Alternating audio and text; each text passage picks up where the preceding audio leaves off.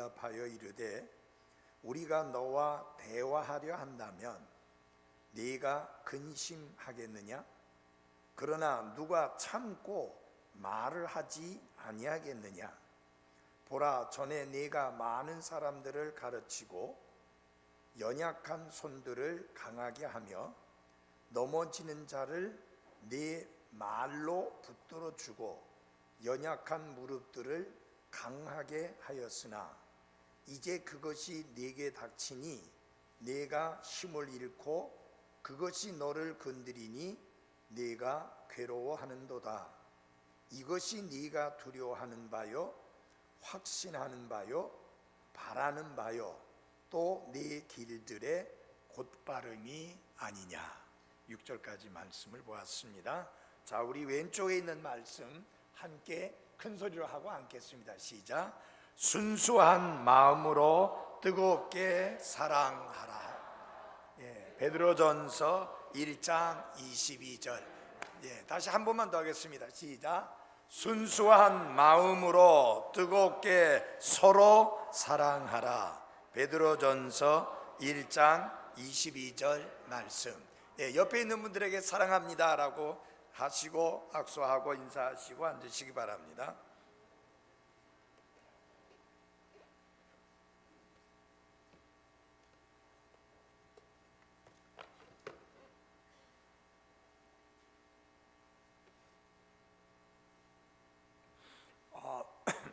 욥기서 4장을 설교하기 전에 욥기서 1장에서 3장까지의 내용을 잠깐 요약해드리고 말씀을 전하도록 하겠습니다. 여러분이 잘 알다시피 욥은 그 믿음과 삶이 그리고 인격이 우리 모든 그리스도인들에게 본이 되는 훌륭한 믿음의 사람이었습니다. 그래서 성경은 그 사람에 대하여 그가 완전하고 곧바르며 하나님을 두려워하고 악을 멀리하는 자라고 그렇게 기록되어 있을 뿐만 아니라 하나님 자신도 2번이나 사탄 앞에서 욥의 그러한 면을 칭찬하시고 인정하신 것을 볼 수 있습니다. 사람들이 우리에 대하여 참 믿음이 좋다, 인격이 훌륭하다, 반듯하게 산다 라고 말하고 인정해 주는 것도 굉장히 중요하고 큰 의미가 있습니다마는, 그러나 정말 중요한 것은 하나님께서, 우리 주님께서 그렇게 인정해 주시는 것입니다.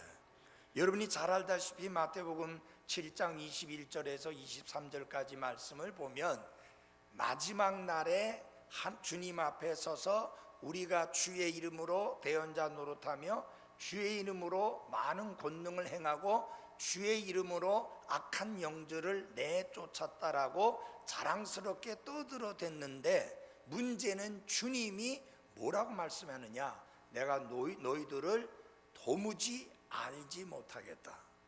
다시 말하면 너희들을 알았었는데 중간에 너희들이 타락하고 변질돼서 너희들에 대하여 까맣게 잊어버렸다가 아니라 너희들을 절대로 안 바가 없다라고 전혀 주님이 그들의 믿음이나 그들의 삶을 인정해 주지 않고 오히려 뭐라고 말씀했느냐? 불법을 행한 자들이라고 엄중히 말씀하시면서 내게서 떠나가라 라고 말씀하실 것임을 경고했습니다.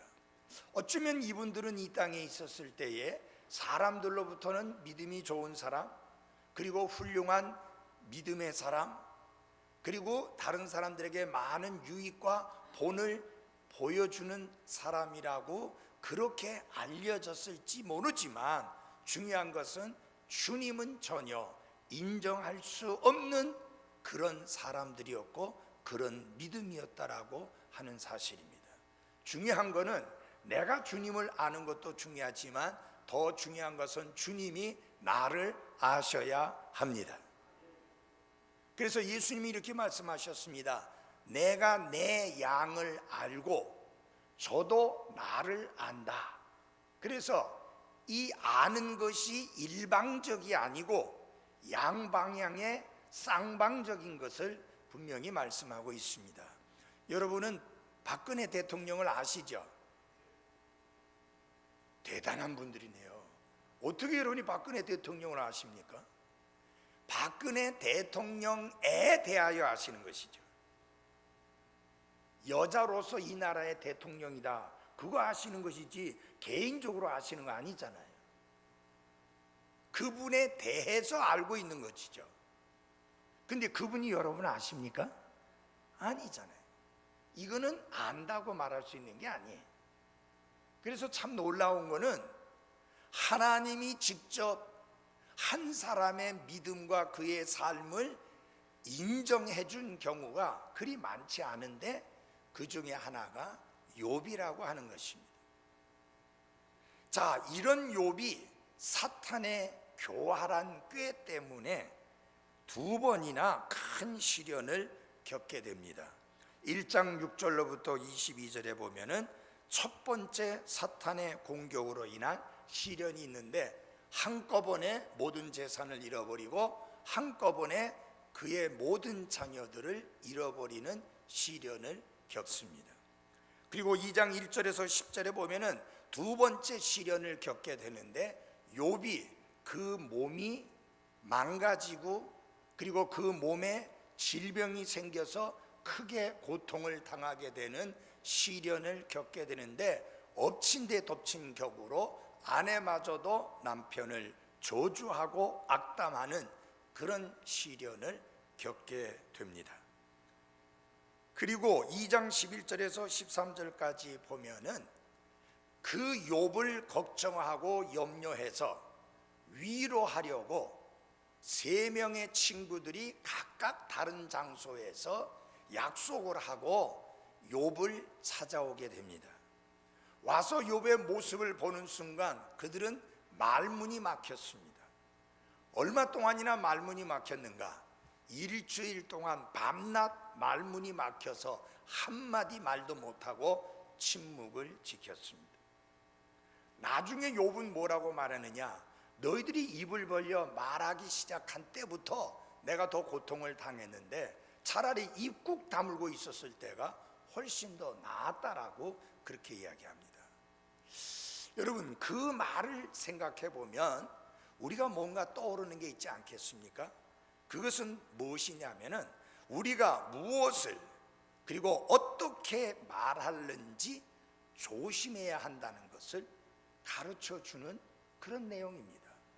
여러분, 어떻게 된 게 친구들이 위로하기 위해서 왔는데 친구들이 위로의 말을 던질 때보다는 차라리 울면서 같이 슬퍼하며 입을 꾹 다물고 침묵을 지키는 기간이 훨씬 더 나았다라고까지 이야기하겠습니까? 여러분, 여기에서 우리는 언어라고 하는 것, 이 말이라고 하는 것이 굉장한 위력을 가지고 있다. 어떤 사람을 위로해서 세워줄 수 있는가 하면 어떤 경우에는 상처에다가 식초를 뿌리는 것처럼 오히려 상처에 더 큰 아픔을 가할 수 있는 게 뭐냐? 우리 입술의 말이라고 하는 것입니다. 우리 주일학생들이 부르는 찬양 중에 그런 찬양이 있는 거 아시죠? 내 눈이 보는 거 조심해. 그 다음에 내 입으로 말하는 거 조심해 라는 찬양이 있습니다. 그렇습니다. 우리의 말은 힘이 있습니다. 위로해서 격려해서 빌드업 세우는 힘이 있는가 하면 어떤 사람을 무너뜨리는 teardown 무너뜨리는 큰 힘이 있는 게 우리의 언어입니다.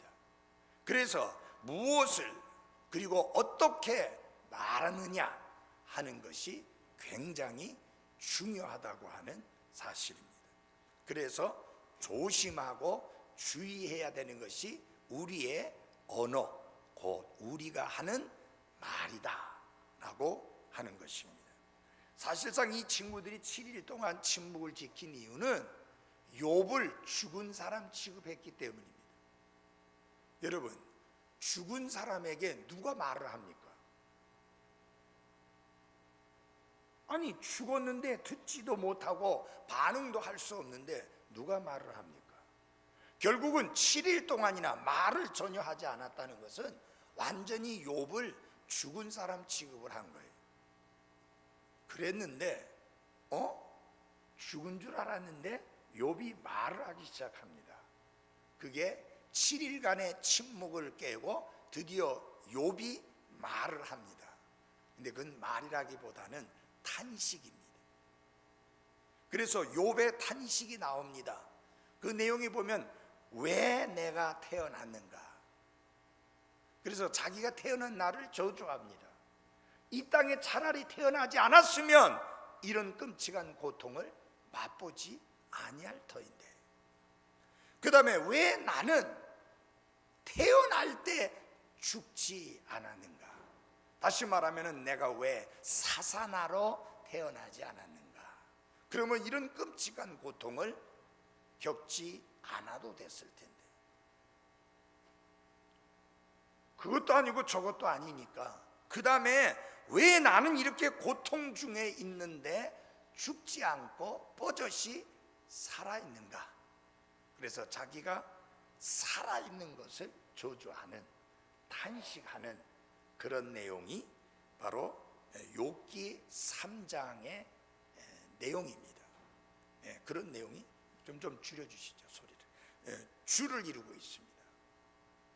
자, 이렇게 욥이 탄식을 토해놓고 나니까 이 욥의 탄식을 들었던 욥의 친구들이 이제는 무엇을 하기 시작하는가?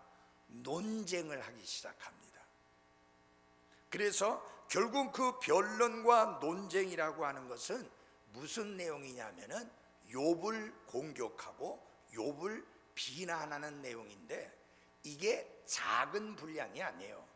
4장부터 31장까지가 3명의 욥의 친구가 욥을 비난하고 그리고 욥을 판단하는, 그래서 상처에다가 식초를 뿌리는 것과 같은, 어떻게 보면 악담에 가까운 말을 하는 내용이 4장부터 31장이고요 그 내용 속에 간간히 욥이 듣고만 있을 수 없으니까 중간중간에 자기 자신을 변론하는 내용이 4장부터 31장까지 이루어져 있습니다. 그래서 결국은 이 욥의 친구들이 하는 말이 무슨 말이냐? 내가 이제까지 갔던 그 길, 글로 계속 가면 안 된다. 왜? 그 길이 잘못된 길이었다 라는 것을 욥이 볼 수 있고 깨달을 수 있도록 욥을 설득하기 위해서 시도하는 부분이 바로 4장에서 31장까지의 내용인데요. 이 친구들이 전제한 것이 뭐냐? 그들의 마음속에 어떤 생각을 가지고 있었냐? 욥은 위선자다, 욥은 범죄했다, 욥은 하나님께 죄를 지었다, 그래서 하나님께 벌을 받는다, 그러므로 그제가 이제까지 살았던 삶은 잘못되었다, 그래서 하나님이 징계하신 것이다, 그러니까 빨리 돌이켜 회개해야 된다. 그것이 그들의 주장이었습니다. 그러니까 여러분, 그런 상황에서 따뜻한 위로와 격려의 말이 나오겠습니까? 그 마음을, 정말 그 상처를 싸매주고 감싸주는 그런 좋은 말들이 나오겠습니까? 결코 그런 말들이 나오지 않습니다. 그래서 욥이 당하다가 무슨 말까지 나오느냐면은, 너희들은 아무짝에도 쓸모없는 의사들이다, 그런 말을 합니다.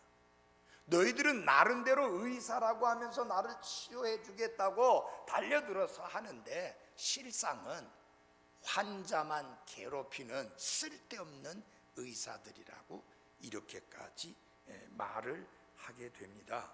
심지어는 뭐라고까지 말하나 하면은, 너희들은 아무것도 아니다, You are nothing. 너희들 아무것도 아니다, 대단한 척 하지 마라, 너희들 아무것도 아니다. 이러면 욥도 악에 바치니까 고운 말이 나올 수가 없죠. 이런 내용들이 지금 나와 있는 게 4장에서 31장까지의 내용인데요. 그 내용을 가만히 읽어보면 여러분과 제가 사는 이 세상에서 나와 여러분이 평상시의 생활 속에서 경험하는 경험을 말하고 있는 거예요. 여러분들은 반듯하게 살았습니다. 말씀대로 살았습니다. 하나님의 뜻대로 살았습니다. 성경의 가르침대로 살았습니다.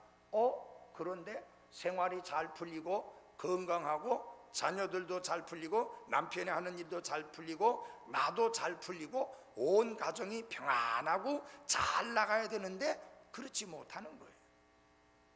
그러니까 다른 분들이 위로하고 격려한답시고 말을 던지는데 격려하고 위로하는 게 아니라 자매님, 형제님, 뭔가 주님 앞에 잘못된 것이 있는 것 같습니다. 자신을 정직하게 살피시고 늦기 전에 하나님의 징계와 채찍이 있기 전에 회개하고 바로 하십시오. 그렇게 말함으로 오히려 내가 힘들게 겪고 있는 아픔과 상처에다가 식초를 갖다 붓는 식으로 고통을 가중시키는 그런 일들이 흔하게 일어나고 있습니다. 그래서 이 욥기서를 통해서 욥의 친구들의 말들을 여러분들이 주의 깊게 관찰하시면서 내가 다른 사람들에게 말할 때 어떻게 무엇을 말하는지 조심하는 이 그리스도인의 언어 생활을 착실하게 배울 수 있기를 바랍니다. 그래서 오늘 수요일 저녁 설교 제목은 이겁니다. 무엇을 어떻게 말하는지 조심하라. 한번 같이 해봅시다. 무엇을 어떻게 말하는지 조심하라. 두 가지입니다. 무엇을 말할 것인지 조심해야 되고, 그리고 어떻게 말할 것인지도 조심해야 된다는 게 성경의 가르침입니다. 이 4장에 들어가기 전에 여러분이 욥기서를 잘 이해하려고 하면 욥의 세 친구들의 변론에 많은 시간을 할애해야 합니다. 왜냐하면 이 욥의 친구들의 변론 논쟁이 4장부터 31장까지 있으니까 긴 장에 걸쳐서 많은 내용이 있기 때문에 이 세 사람들에 대해서, 욥의 세 친구들에 대해서 잘 아시는 게 필요합니다. 그래서 먼저 막간으로 이들에 대하여 말씀을 드리고 4장 본론으로 들어가도록 하겠습니다. 욥기 32장 6절에 보니까 이 세 사람 모두 젊은 사람들이 아니라 연로한 사람들이었다 하는 것입니다. 그리고요, 이 친구들은 욥보다 나이가 젊은 사람들이 아니라 오히려 욥보다 나이가 많은 사람들이었다. 그 중에서 제일 나이가 많은 사람이 조금 전에 읽은 4장 1절로부터 나오는 엘리바스라고 하는 사람이 제일 나이가 많은 사람이다. 왜냐하면 이름을 말하게 될 때 엘리바스가 제일 먼저 나오고, 그 다음에 그가 또 제일 먼저 욥에게 그 논쟁을 하고 있는 것을 우리가 발견할 수 있기 때문에 그렇습니다. 엘리바스라는 사람은 에서의 아들입니다. 여러분 에서 아시죠? 누군지 아세요? 에서가 누구예요? 누구예요? 야곱의 아들이에요? 야곱의 형이죠. 그렇죠? 이삭의 아들 에서입니다.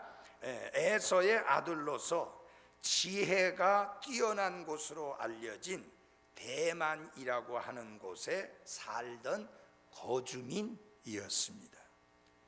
이 엘리바스는 자칭 자기가 지혜가 뛰어난 사람이라고 그렇게 생각하고 있는데, 그래서 제일 먼저 앞장서서 이 욥에게 말을 걸고 그를 책망하고 질책하는 말을 하게 되는데, 그는 두 가지 근거로서 그렇게 이야기합니다. 그건 뭐냐? 내가 직접 인생을 오래 산 사람으로서 많은 것을 관찰해 보았거니와 내가 너에게 들려주는 지혜가 올바른 지혜의 말이니 내 말을 들어라. 그것이 엘리바스의 변론의 한 가지 근거입니다. 그래서 그가 사용하는 말 중에 자주 나오는 게 뭐냐면 내가 보았거니와 내가 보았으되, 내가 보았다 뭐예요? 관찰했다 그 말이에요.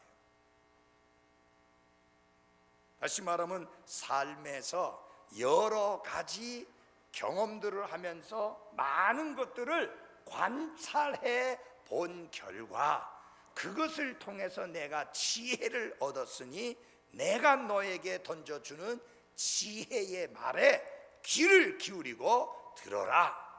그런 자세로 말하는 겁니다. 또 하나는 뭐냐면은 하나님께서 나에게 특별한 체험을 하게 해 주셨는데 어떤 두려운 일을 보게 되는 특별한 체험을 하게 주셨다. 그래서 그런 두 가지의 근거에서 욥에게 변론을 하는 겁니다. 하나는 자기가 삶을 살면서 지켜본 관찰한 것하고 자기가 특별하게 체험한 것하고 이 두 가지를 근거로 해서 욥에게 질책을 하면서 너는 내 말을 듣고 돌이켜라 라고 하는 것이 그 엘리바스의 질책과 책망의 특징이었습니다. 그래서 엘리바스가 내린 결론은 뭐냐? 욥은 죄를 지은 위선자이다. 그래서 그는 하나님 앞에 회개해야 한다라고 하는 그런 자세를 가진 사람이 엘리바스입니다. 자, 그에게 있어서 하나님은 엄중한 법을 만드셔서 집행하시는 입법자 하나님이십니다.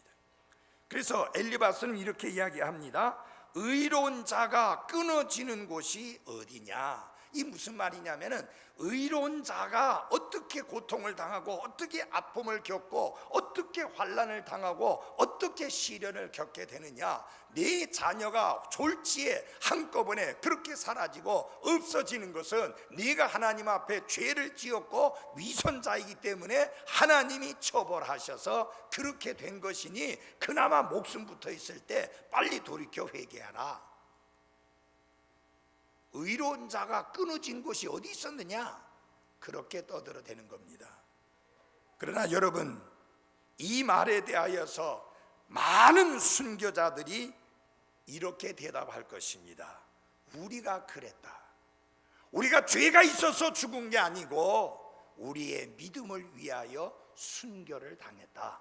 의로운 자도 죽을 수 있고 끊어질 수 있다라고 하는 것을 말할 것입니다. 여러분이 알다시피 아벨도 마찬가지 아닙니까?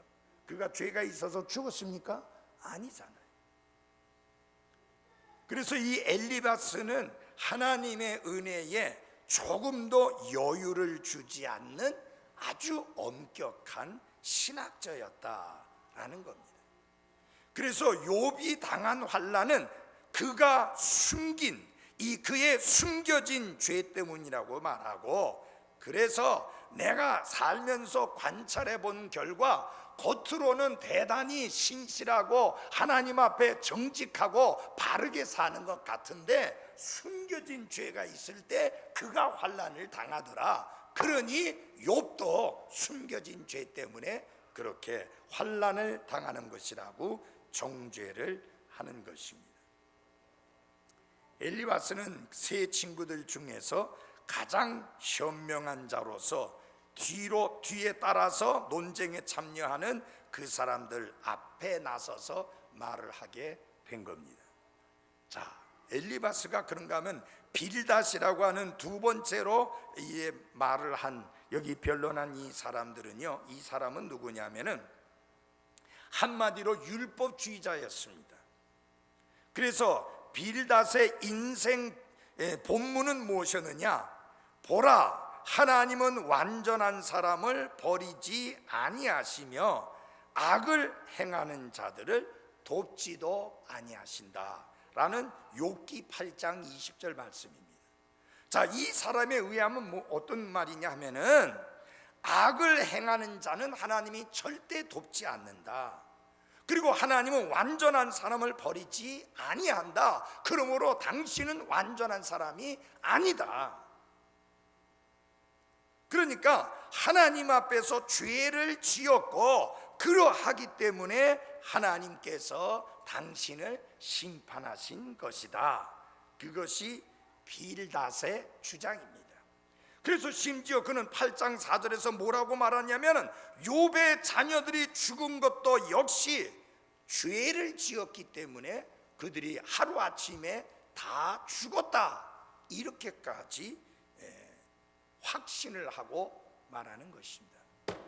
여러분, 지금 내가 고통당하고 내가 아프고 내가 병들어 있고 내가 힘든 것은 그것이 내 죄 때문이라고 말하면 그게 아니지만 그래도 참을 만합니다.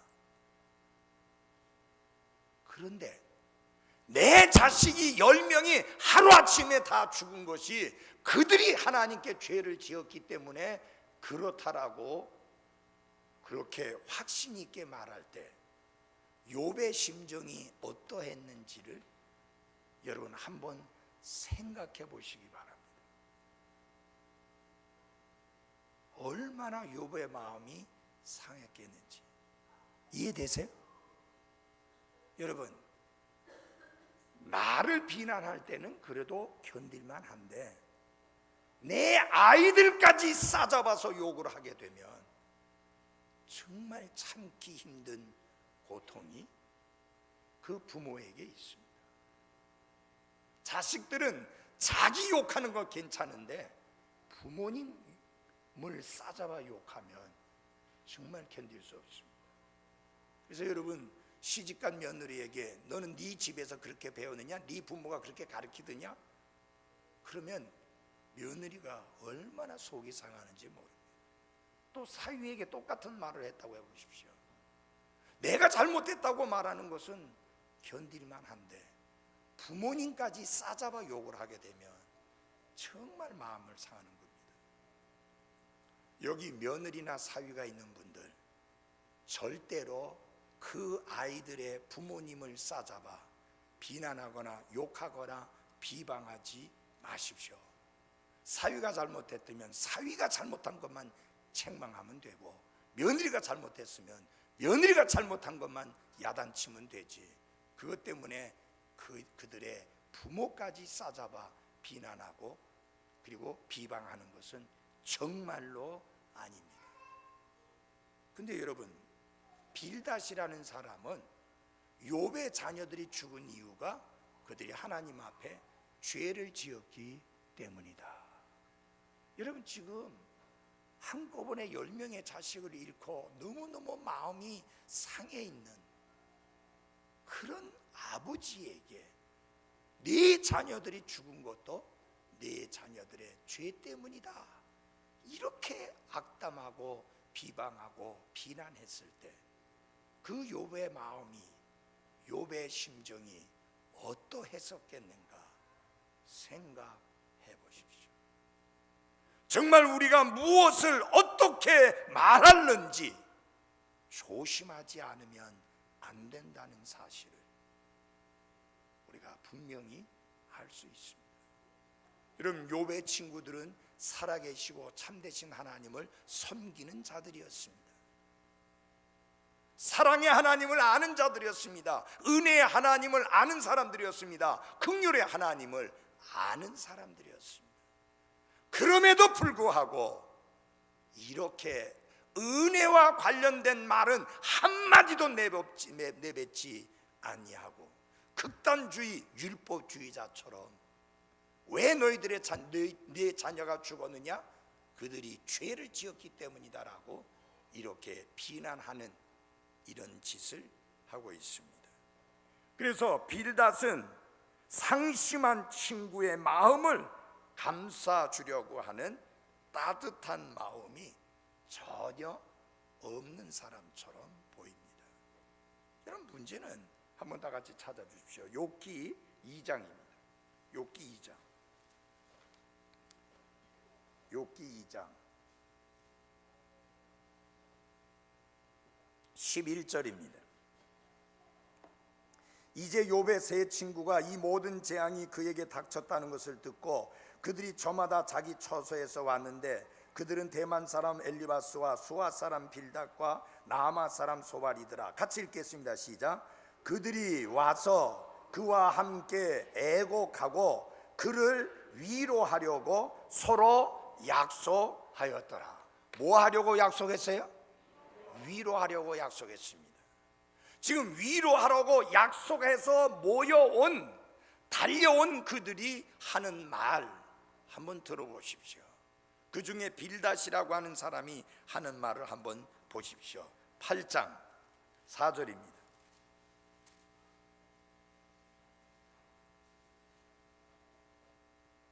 8장 4절입니다.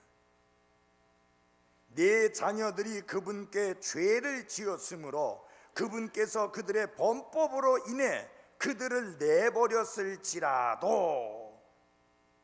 그렇게 말합니다. 자녀들의 범법으로 인하여 하나님이 그들을 내버렸다. 여러분, 전에도 말씀드렸지만 자녀가 죽으면 마음속에 품고 평생을 삽니다. 다시 말하면 자녀를 먼저 보낸 부모는 그 자녀를 결코 죽을 때까지 땅에 묻지 못합니다. 항상 마음속에 묻혀 있습니다. 그래서 늘 정말 아잔한 마음이 있는 게 그게 부모의 마음입니다. 근데 여러분, 그 사람에게 찾아가서 당신의 자녀가 당신보다 먼저 일찍 죽은 것은 그가 죄를 지었기 때문에 범법으로 인해서 하나님이 내버리셨다, 그렇게 말한다고 하면 이게 얼마나 끔찍한 상처이겠는가 생각해 보십시오. 이게 친구라는 사람이 할 소리예요? 이게 형제 자매라고 하는 사람이 할 소리예요?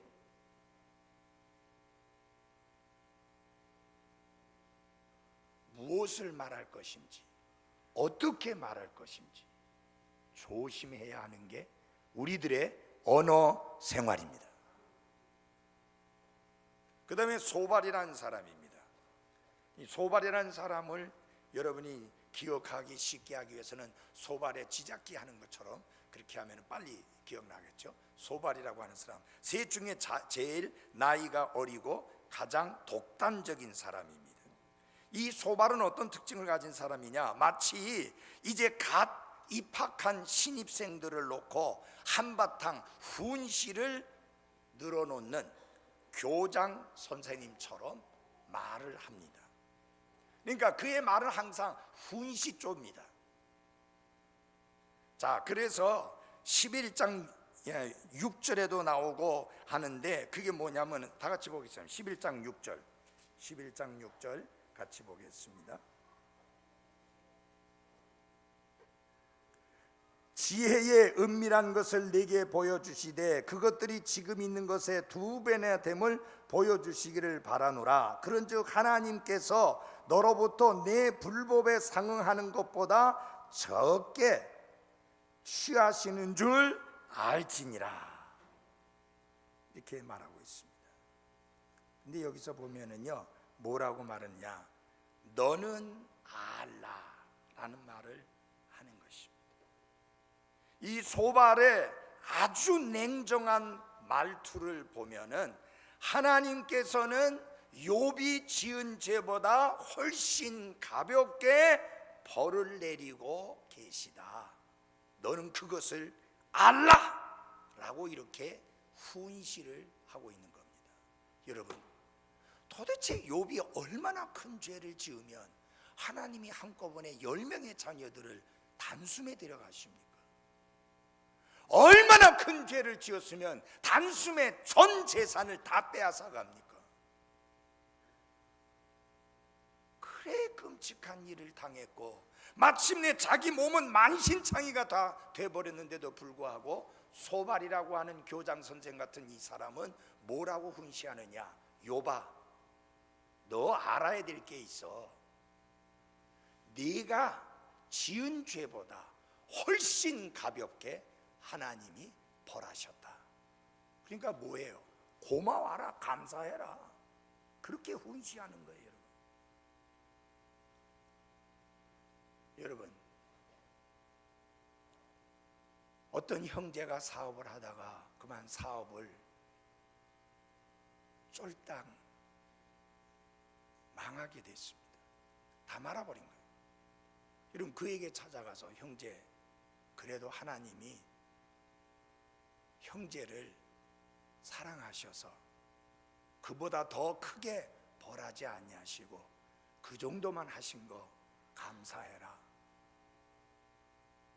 하나님이 벌을 적게 주신 거 분명히 알라. 그렇게 말하는 거하고 마찬가지인 거예요. 그게 위로하기 위해서 찾아간 사람이 할 말이에요? 아닙니다, 여러분. 이거 왜 욥기서에 이런 내용들을 기록해 놓았는가? 우리의 그리스도인으로서의 사역 중에 하나가 위로하는 사역인데, 위로하려고 하면 어떻게 말할 것이며 무엇을 말해야 될 것인지 조심해야 된다는 것을 가르쳐 주시기 위해서 실물 교재로 여기에 주신 겁니다.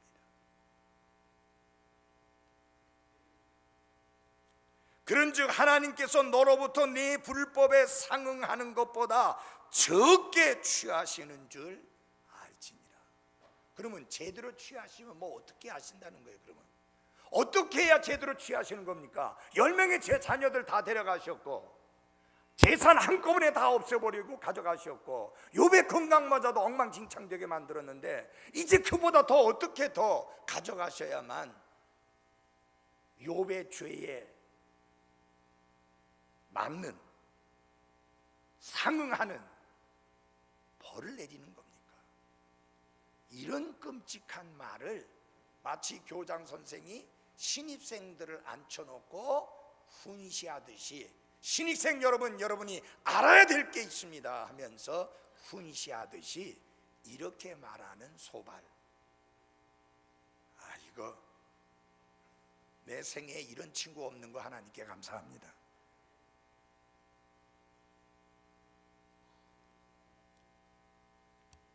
근데 이 사람과 비슷한 사람이 있었어요. 물론 욥의 경우처럼 그분은 나보다 나이가 많으신 분입니다. 전에 우리가 이 예배당 땅 사고 이렇게 옮기는 과정 속에서 어려움이 겪어 있을 때 뭐라고 말했느냐? 부산교회가 결정해서 부산교회가 선택한 거니까 부산교회가 그것을 값을 지불해야 된다. 우리하고는 아무 상관없다. 그러니까 잘못 선택했으니까 잘못된 값을 지불해야 된다. 그렇게 말을 던지더라고요.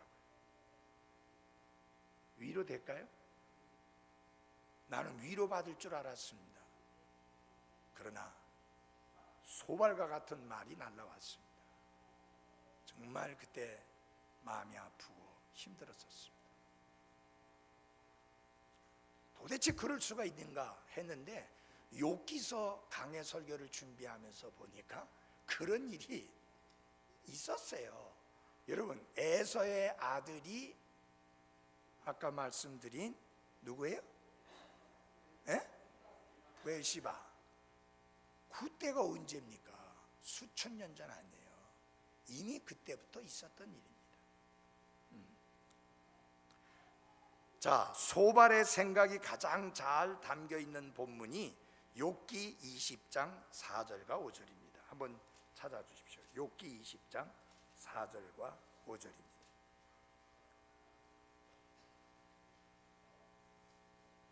네가 이것을 알지 못하느냐? 예로부터 그분께서 사람을 땅에 두신 이래로 사악한 자의 승리는 잠시뿐이요 위선자의 기쁨은 잠깐뿐이니라. 그러니까 욥이 어떤 사람이라는 거예요? 두 가지로 말하는 거예요. 첫째 하나 뭐예요? 사악한 자다. 그 다음에 뭐예요? 위선자다.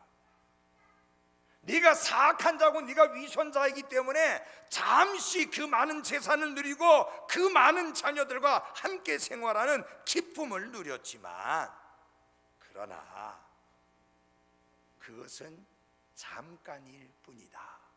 그러니까 이게 무슨 말이에요? 네 자식들 죽은 거 당연한 거고 네 재산 없어진 거 당연한 거다. 여러분, 이 상상이 됩니까? 얼마나 상처의 아픔을 주는,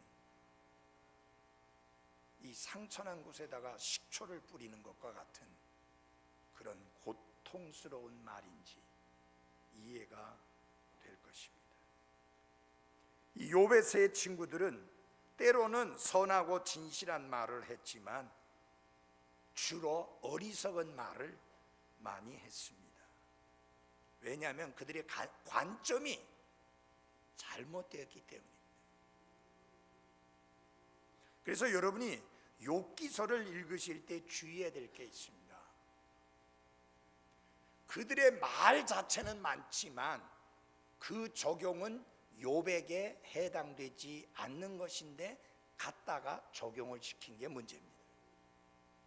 그래서 여러분이 욥기서를 읽을 때 주의해서 읽지 아니하면 이 말씀을 오해하기 쉽다고 하는 것을 아셔야만 합니다.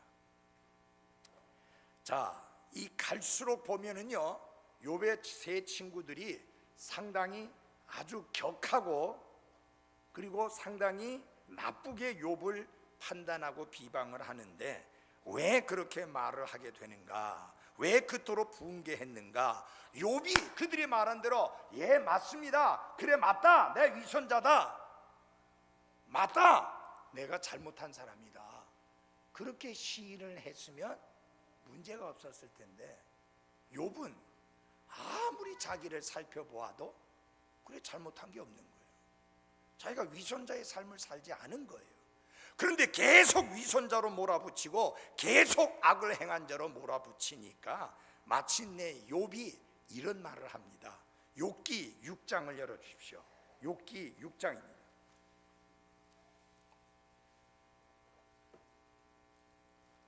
욥기 6장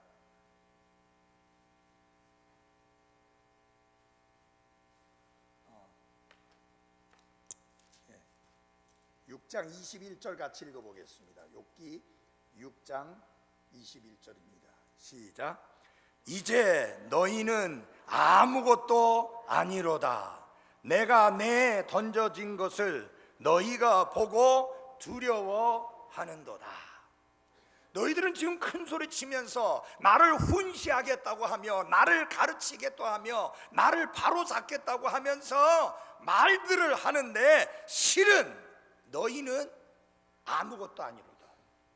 지금 엘리바스가 말하고 이어서 이제 그 소발 말고 빌다시 말을 하고 있는데 왜 여기 욥이 복수를 써서 너희라고 복수로 말하는가? 세 사람이 생각이 다 똑같으니까 지금 그렇게 이야기합니다. 그러면서 뭐라 하냐면 너희는 아무것도 아니로다.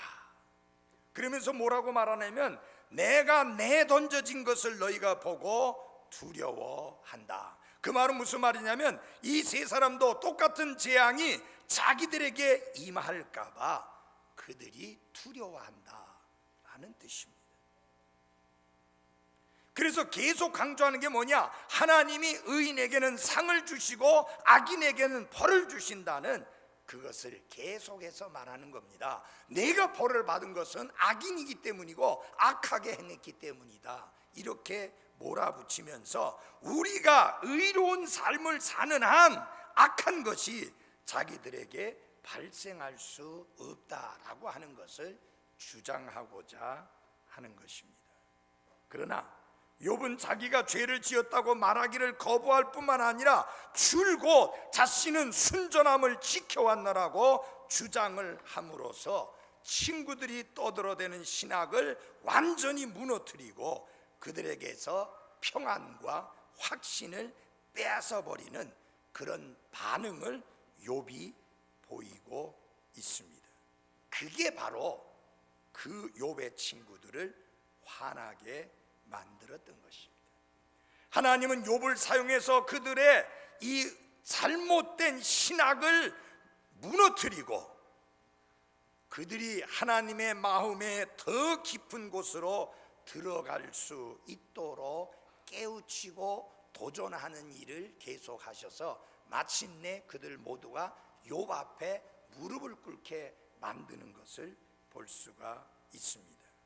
그런데 이 엘리바스와 빌닷과 소발의 제자들이 이 시대에도 아직도 있다고 하는 사실입니다. 어떤 사람들이냐? 모든 것을 설명해야만 한다고 느끼는 사람은 바로 이런 욥의 친구들의 제자라고 할 수 있습니다. 여러분, 이 세상에는 모든 것이 설명될 수 있는 게 아닙니다. 오래전 일입니다. 두 분의 아픈 마음을 다시 들춰내기 위해서 하는 건 아니지만 우리 김영수 집사님 부부가 아기를 낳았습니다. 은혜 위의 아이입니다. 은혜 위에 맞죠? 네. 난 지 얼마 만에? 3일 만에. 아기가 난 지 3일 만에 아기를 낳았다는 기쁨을 겨우 3일 동안 맛보고 아이는 이 땅의 삶을 마감했습니다. 설명이 돼요? 왜 그 아이가 그렇게 어렵게 10개월 동안 어머니 뱃속에서 잘 있었는데 이 땅에 나와서 3일 만에 삶을 마감하고 떠나야 합니까? 설명할 수 없습니다. 그러나 모든 것은 설명해야만 한다고 그렇게 주장하는 사람이 있다면 바로 그 사람들이 바로 이 빌닷이나 소발의 제자들이다. 여러분, 우리는 설명에 의해서 사는 게 아니라 우리는 믿음으로 삽니다. 또 어떤 사람이냐? 모든 질문에 정확한 대답을 갖고 있다라고 주장하는 사람. 모든 질문에 대해서 가장 적당하고 확신한 해답을 가지고 있다고 주장하는 사람이 있다면 바로 이 사람들의 제자들이다라고 할 수 있습니다. 여러분, 인간이 어떻게 모든 질문에 가장 맞고 확실한 대답을 할 수 있겠습니까?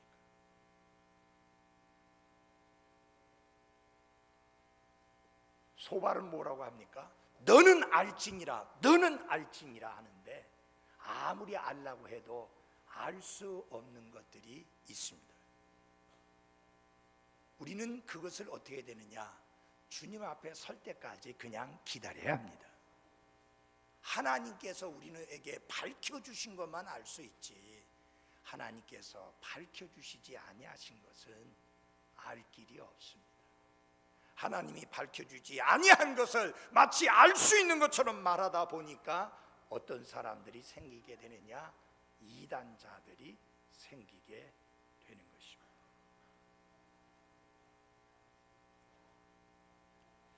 그래서 사랑하는 여러분, 4장과 5장은 욥의 탄식에 대하여 엘리바스가 응답한 답변한 내용을 담고 있는 내용이 바로 4장과 5장의 내용입니다. 사실상 엘리바스는 욥을 비난하는 친구들 3명 중에서 가장 부드럽게 말을 했는데 직접 욥을 위선자라 그렇게 비난하지는 않았지만 그의 주장 속에는 묵시적으로 욥을 위선자라고 보는 그런 내용이 들어 있습니다. 위로하러 온 사람으로부터 위선자라는 말을 듣고 악행하는 자라는 말을 듣고 그래서 하나님이 징벌하셨는데 그 징벌은 욥이 지은 죄보다 훨씬 가벼운 것이다 라는 말을 들을 때 욥의 마음이 어떠했을지를 한번 헤아려 보시기를 바랍니다. 그러면서 우리가 돌이켜 생각해 봐야 됩니다. 우리는 어떻게 말해야 하는가? 특별히 아픔을 안고 있는 사람들에게, 상처를 받은 사람들에게, 힘들고 어렵고 고통당하는 사람들에게, 지금 아주 힘든 골짜기를 통과하고 있는 사람들에게 우리가 어떻게 말해야 하는가 하는 것을 하나님의 말씀으로부터 지혜를 배워 그렇게 언어 생활을 해야 하는 것입니다. 그래서 무엇을 어떻게 말하는지 항상 조심해야 될 필요가 있는 게 우리의 언어 생활이다. 그래서 무엇을 어떻게 말해야 되는가 하는 것을 욥기 4장 1절에서 6절까지 말씀을 통해서 여러분들에게 말씀드리기 전에 우선 서론적으로 이 욥의 세 친구들에 대하여 말씀을 드리므로 그들이 내뱉었던 몇 마디 말을 통해서 우리가 얼마나 언어 생활을 조심해야 될지를 다시 한번 깊이 배우는 계기가 되기를 바랍니다. 그래서 다음에 말씀드리겠습니다. 우리가 어떻게 말을 해야 되느냐? 사랑 안에서 진리를 말해야 합니다. 다음 시간에 말씀드리겠습니다. 기도하겠습니다.